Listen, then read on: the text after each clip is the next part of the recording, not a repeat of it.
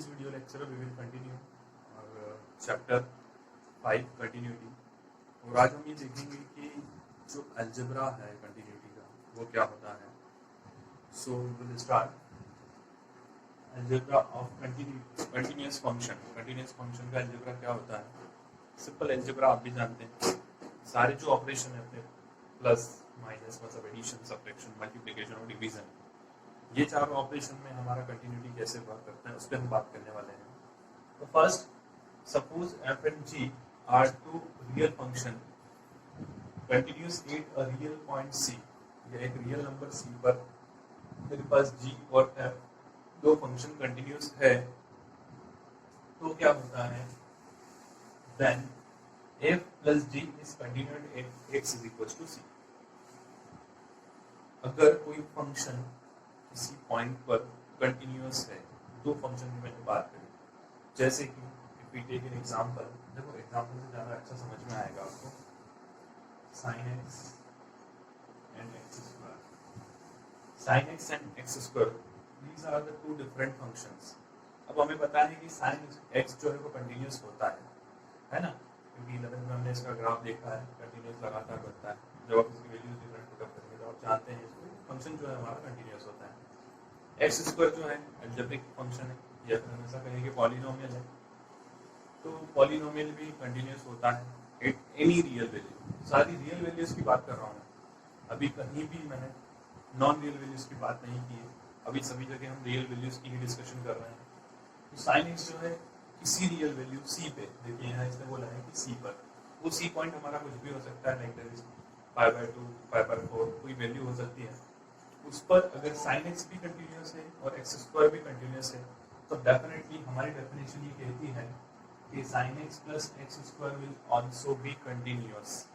sin x और x square दोनों भी कंटिन्यूअस ही होंगे। पहली चीज देखो, ये चीज हम क्यों यूज कर रहे हैं कि अब नेक्स्ट क्वेश्चन हमारे पास इसी तरह से आने वाले हैं। कोई फंक्शन प्लस में आएगा, कोई मल्टीप्लाई में आएगा, कोई डिवाइड में आएगा, तो हम उसको सॉल्व कैसे करेंगे। तो उसके लिए हम देख रहे हैं कि अलजेब्रा।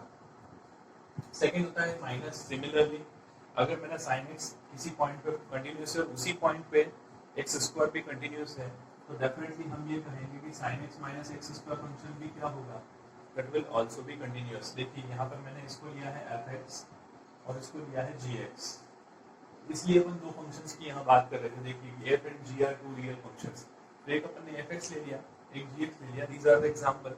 आपके क्वेश्चन में कोई दूसरा भी हो सकता है। So sin x plus x square will be continuous, sin x minus x square will be continuous। Again f dot g मतलब दोनों का जो मल्टीप्लिकेशन होगा वो भी कंटिन्यूस होगा। लेकिन एक बात आप ध्यान रखिएगा, जो मैंने फर्स्ट में बोला है कि किसी पॉइंट पे sin x और x स्क्वायर मतलब पहला फंक्शन और दूसरा फंक्शन दोनों कंटिन्यूस होना जरूरी है। ऐसा नहीं है कि ये फंक्शन कंटिन्यूस हो रहा है, ये नहीं हो रहा है और हम कह रहे हैं कि sin x माइनस दिस और sin x plus this continuous होगा, ऐसा नहीं है। मल्टीप्लाई की हम बात करें तो again sin x into x square will also be continuous, and last one sin x upon x square will also be continuous। ये भी कंटिन्यूस होगा, पर एक पॉइंट पर नहीं होगा। कहाँ नहीं होगा बेटा, देखो ये x स्क्वायर है, यहाँ पर जीरो नहीं आना चाहिए, ये आप भी जानते हैं। क्यों? क्योंकि sin x upon 0 इनफाइनाइट वाली कंडीशन बनेगी और इनफाइनाइट नहीं आना चाहिए। इसलिए देखो यहाँ पर एक कंडीशन भी लिखी कि provided GC does not equals to 0, मतलब ये एक्स स्क्वायर जो फंक्शन है ये 0 के बराबर नहीं होगा, उसको छोड़कर सभी जगह पर at all points except only x square does not equals to 0, सभी जगह मेरे फंक्शन जो है वो कंटिन्यूअस होगा। This is the algebra of तो कंटिन्यूअस फंक्शंस। वो लगातार दो फंक्शन अगर कोई कंटिन्यूअस है किसी एक ही पॉइंट पर, तो हम इसे सिंपल सा ऐसा कहेंगे कि प्लस माइनस मल्टीप्लिकेशन और डिवीजन चारों जगह कह सकते हैं कि दोनों फंक्शन कंटिन्यूअस होंगे लगातार। ठीक है, नेक्स्ट क्वेश्चन पे हम डिस्कस करते हैं। एक बार क्वेश्चन देख लेते हैं अगला। ओके, मैंने एक क्वेश्चन लिया है, question number 21 part A, that is sin x plus cos x। ये हमारे पास फंक्शन है। तो अभी हमने देखा कि अगर हमें यहाँ पॉजिटिव प्लस का साइन है या कुछ से भी प्लस माइनस जो भी साइन है, अगर हमें पूरे फंक्शन को यहाँ कंटिन्यूस प्रूव करना है तो हमारी रिस्पॉन्सिबिलिटी ये है कि हम सबसे पहले किसे प्रूव करें, साइन एक्स को। फिर अगर दोनों हमारे फंक्शन कंटिन्यूस होते हैं तो लास्ट लाइन में हम ये लिख देंगे कि since sign x and cos x are continuous at a given point, जो भी हम यहाँ कंसिडर करेंगे, तो दोनों अगर फंक्शन कंटिन्यूस होंगे तो हम कह देंगे कि ये फंक्शन भी यहाँ पर कंटिन्यूस होगा। तो हम देखते हैं एफ एक्स हमें ऑलरेडी दिया है, F x is equal to P x plus Q x. हमने ये लेट किया तो पी एक्स की वैल्यू क्या होगी बेटा, P x is equal to sine x and Q x is equal to cos x. अभी हम ये जानते हैं कि साइन और कॉस जो है सारी रियल वैल्यूज के लिए कंटिन्यूस होते हैं। तो since sign x and cos x are continuous in all real values for x is equal to c. एक कोई पॉइंट लिया मैंने सी, आप दूसरा भी ले सकते हैं, आप इसकी जगह ए भी ले सकते हैं, नो प्रॉब्लम। हमने एलएचएल फाइंड किया। LHL means limit x tending to c, क्योंकि हमारे पास अभी कोई पॉइंट नहीं था इसलिए हमने सी पॉइंट कंसीडर किया which is the real value.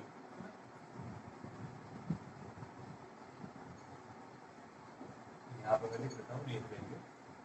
Next x tends to c negative, LHL अपन निकाल रहे हैं इसलिए माइनस तो लगेगा। फंक्शन एक्स, तो बेटा क्या होगा, limit h tending to 0। Second step में हम करते हैं h जो एक छोटी सी क्वांटिटी लेते हैं which tends to 0 and function will be what, c minus h। x की जगह हम पुट अप कर देंगे c minus h। Okay, function में जाना है और x की जगह c minus h रखना है, हम रखते हैं limit h tending to 0 sin c minus h।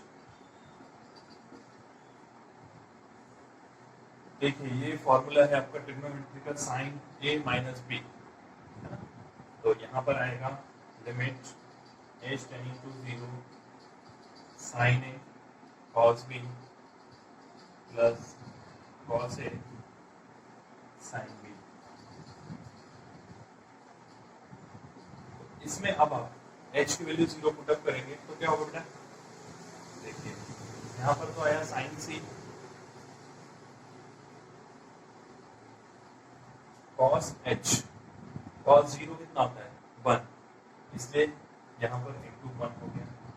But यहाँ पर cos c आया इंटू साइन h 0, तो ये पूरा यहाँ पर फंक्शन हो जाएगा 0। ओवरऑल हम ये कह सकते हैं कि यहाँ पर आया साइन c, c पॉइंट लिया तो function same to same sine x की जगह साइन c हो गया, फर्स्ट थिंग। तो ये हमारा एलएचएल था। आरएचएल फाइंड करें, आरएचएल हमने यहाँ फाइंड किया बेटा, तो limit x tending to c minus हमने निकाला, c प्लस आरएचएल कर रहे हैं, तो fx so what will be here, a limit h tending to 0 f c plus h। यहाँ पर c प्लस h होगा क्योंकि पॉजिटिव लिमिट है। आगे देखें, इसको फंक्शन में जाकर c प्लस एच पुटअप करना है, यानी कि sine c plus H, limit h tending to 0 sine c plus H. तो बेटा जैसे हमने फॉर्मूला यहाँ यूज किया था, ये पॉजिटिव जो होता है वही नेगेटिव होता है हमारे पास। यहाँ पर एक मिनट, साइन ए कॉस बी माइनस आएगा यहाँ पर, ये हमने यहाँ पर छोटी सी मिस्टेक करी थी, क्योंकि माइनस साइन जो है उसका फॉर्मूला माइनस का माइनस में ही होता है और प्लस का प्लस में ही होता है, इसलिए limit h tending to 0 sine a plus B, मैंने यहाँ a plus B minus add किया था इसलिए यहाँ प्लस लिख दिया था गलती से, पर इस वजह से हमारे आंसर में कोई डिफरेंस नहीं है, यहाँ पर भी माइनस होगा, पर 0 लेस होगा तो कोई फर्क नहीं पड़ेगा, sorry for mistake.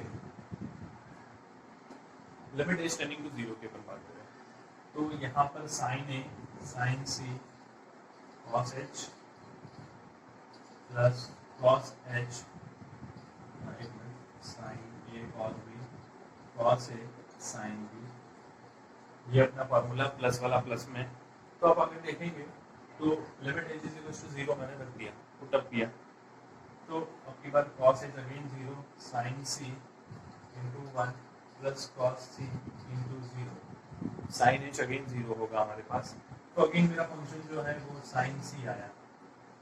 LHL is equal to RHL, और आप यहाँ देखेंगे कि FC अगर मैं निकालता हूँ, FC मतलब PC बेटा है ना, क्योंकि अपन P फंक्शन के लिए बात कर रहे हैं, यहाँ PX हमने sin x को माना है, तो PC is equal to what, sin c। So LHL is equal to RHL is equal to FC, FC मतलब PC। सो गिवन फंक्शन यानी कि sin x will be continuous for all real values.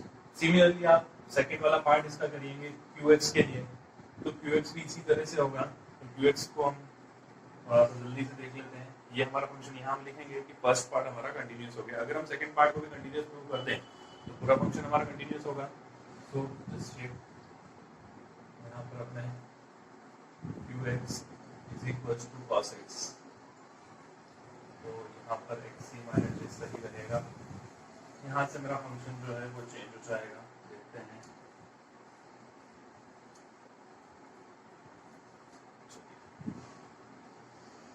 यहाँ पर positive limit मैंने निकाली, sorry negative limit LHL। तो देखिए LHL में यहाँ तक तो सब सेम रहेगा, c माइनस एच, बस फंक्शन चेंज होगा cos c minus H, cos यहाँ पे आप देखेंगे तो cos c माइनस एच है, यानी कि cos a माइनस b है। तो cos a माइनस b का हमारे पास फॉर्मूला होता है cos a cos b plus sin a sin b। cos में आप हमेशा ध्यान रखिएगा कि यहाँ पर माइनस तो यहाँ प्लस आता है, और यहाँ प्लस तो यहाँ माइनस आता है। तो अब देखेंगे cos c cos h हो गया। तो अब हम देखें कि h इज इक्वल टू 0 हमने पुट अप किया, तो h इज इक्वल टू 0, तो cos c 1, cos 0 कितना होता है 1, और यहाँ पर sin 0 0, तो अगेन sin c इंटू 0, ये अगेन 0 हो गया,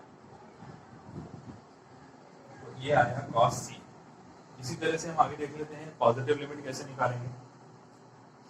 तो यहाँ हमने देखा fc प्लस h यानी कि cos c प्लस h, तो cos c प्लस h के लिए यहाँ क्या होगा कि cos c cos h minus sin c sin h। Again बेटा h इज इक्वल टू 0 हमने पुटअप किया यहाँ पर, तो cos c cos 0 minus sin c sin 0, तो ये अगेन पूरा 0 हो जाएगा, और ये हो जाएगा cos c। तो ओवरऑल हमने ये बता दिया कि हमारा जो qx फंक्शन है उसकी LHL RHL लिमिट भी बराबर है। और अगर हम बात करें कि FC या फिर हम बोले QC, अभी हम फंक्शन को बोल रहे हैं Q, इसलिए QC हमने फाइंड किया, तो वो भी डेफिनेटली यहाँ आएगा cos c। तो LHL is equal to RHL is equal to value of function on point C are equal, so the given function cos x is also continuous। तो हमने कंक्लूजन क्या निकाला, since sin x and cos x are two real value function and they are continuous at a point x is equal to c, then the whole function fx will be continuous at any real value or x is equal to c।